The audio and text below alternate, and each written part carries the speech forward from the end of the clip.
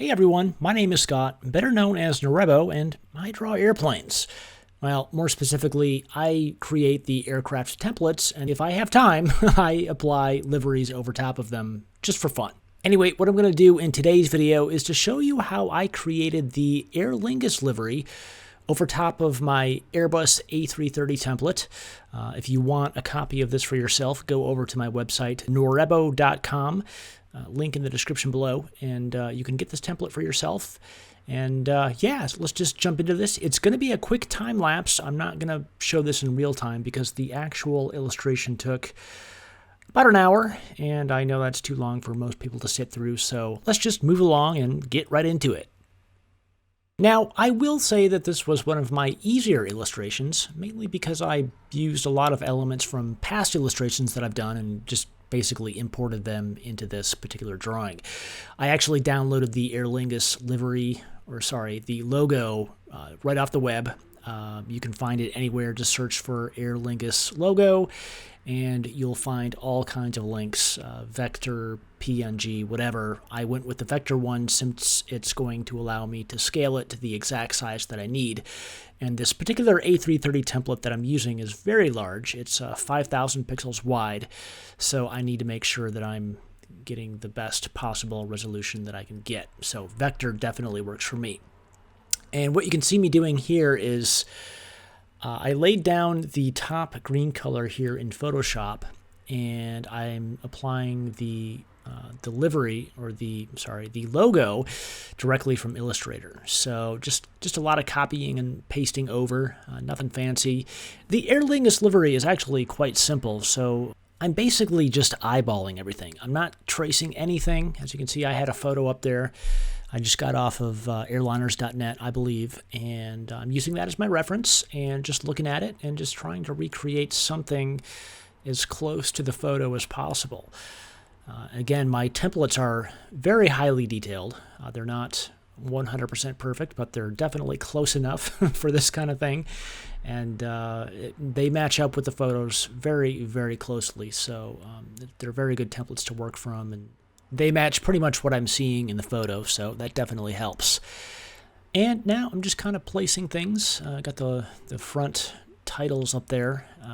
It's kind of funny, too, when you place titles in a side view aircraft template like this, it's not completely, I don't know what the word is. You actually have to kind of squish them down a little bit vertical because you're not actually seeing that logo or those titles head on. So you need to squish it down a little bit, and as you can see me here, I'm just kind of stepping back and looking at it and making sure that I got it right. I'm just going around now and adding the proper color to the door outlines. Very easy to do in my PSD Photoshop templates because I can just select that element and do that. And again, I'm super picky, and I'm just, looks like I was just kind of adjusting the shading on the engine there. Again, I'm not trying to match the shading of the photo above. I basically leave the shading alone on my template. The shading on my template is good enough, and all I'm using that photo for above is just as a reference, so I can make sure that I'm getting all the elements in the right places, getting the colors right. And again, that photo that I'm using above is probably not the best one to use because it was not the best in terms of color representation. One thing that I had to do with this template, I realized that I needed a little bit more detail in the cockpit windows.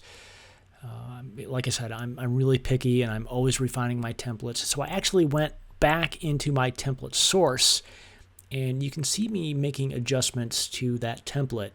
And just so you know, anytime I make an adjustment to my template, I upload the latest version to my website. So you're always getting the latest version if you go over to my website over at norebbo.com. So yeah, it's it's one of the bad things about being a perfectionist. I can just never get into something and do it quickly and easily. Anyway, it looks like I've just about got the cockpit windows looking the way I want them.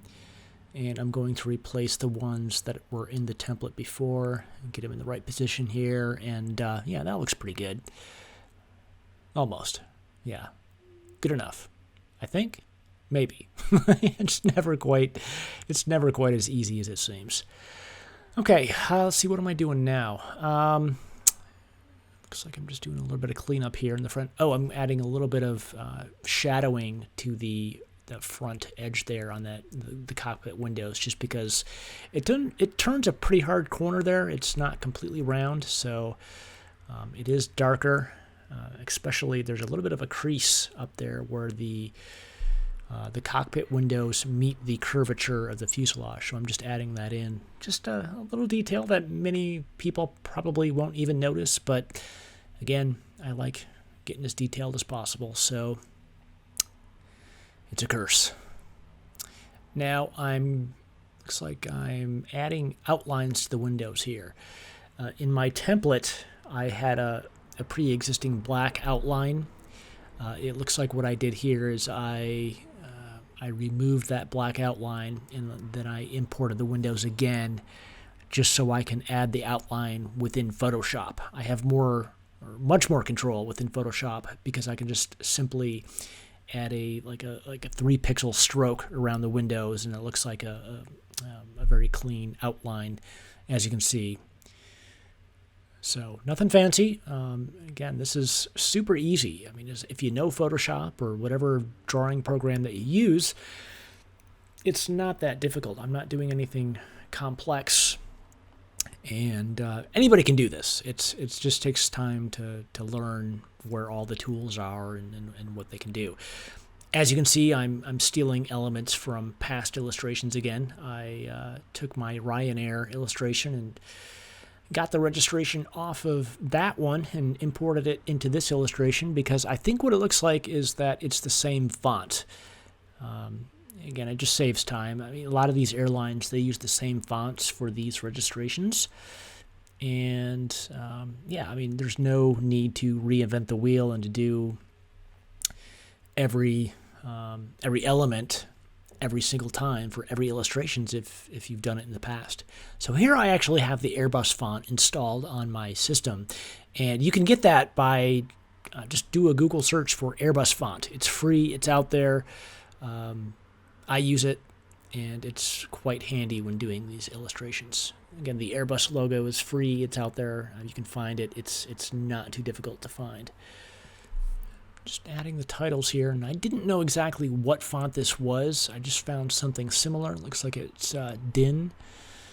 And DIN is actually a font that a lot of airlines use for various elements. I don't know why, but it just is. It might not actually be DIN, but DIN is very close to whatever the airlines are using. So I believe I paid for that font. It's not very expensive, and if you use fonts over and over again, it's definitely worth the price.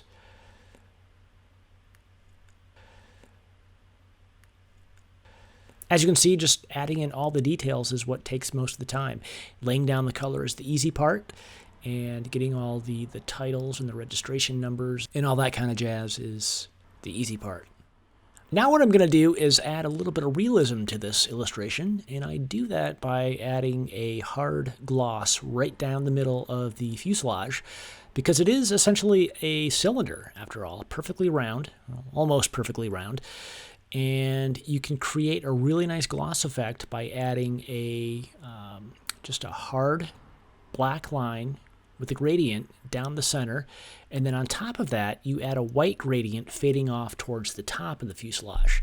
So I create the basic shapes in Illustrator just to get the shape exactly following the curvature of the fuselage, and then I bring it into Photoshop, add the gradients, and as you can see, it adds a really nice reflection right down the center.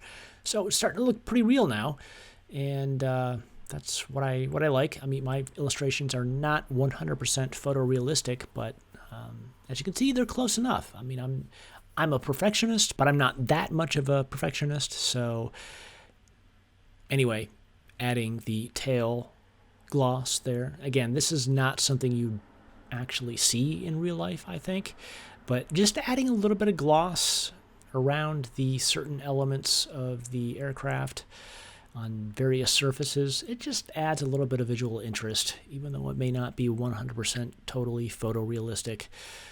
I just like the way that looks. So yeah, now it's looking pretty good. And now what I do in my template is I duplicate it and I create a version on top and I remove the landing gear, and there you have it. As I said, this one was incredibly simple. I like liveries that are very basic, very geometric, and that's what the old Aer Lingus livery is. So anyway, if you want access to all of my aircraft templates with a discount, I am offering a 50% discount on my high-resolution PSD and vector versions of my templates. Go to the link in the description below and sign up for my mailing list, and you're going to get 50% off every single one of my templates. If you do a big order, you're going to get 50% off that entire first order. So anyway, thanks for watching. I hope you enjoyed it. Hit that like button if you did, and that's it. Until the next one.